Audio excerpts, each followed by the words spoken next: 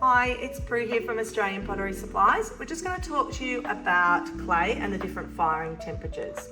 Now, in effect, you have a low fire clay, which is an earthenware, a mid-fire clay, a stoneware clay, and then you can also have a porcelain clay, which is a bit over the 1300. Now, the reason that you need to know this is a couple of reasons.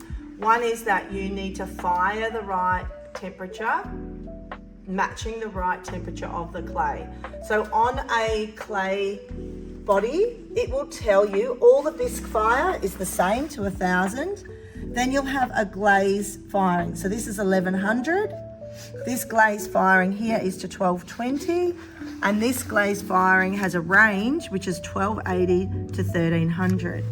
Now the reason you need to know that is because if you fired an earthenware clay to stoneware, it could melt like butter and destroy your kiln. Or if you fired a high fire clay and you only fired it to earthenware, it's not going to be vitrified and it's not going to be food safe. So it may still absorb water. Now some of the clays have a range and they might go from earthenware up to stoneware and will vitrify at different temperatures. Other clay bodies will just be at certain temperatures.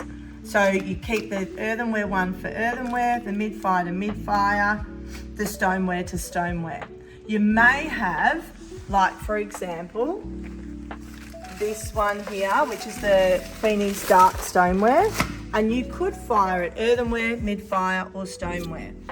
Now what's important though is that if you choose a particular type of firing, so you might have a mid-fire clay, you make sure that you find a mid-fire glaze to go with that clay.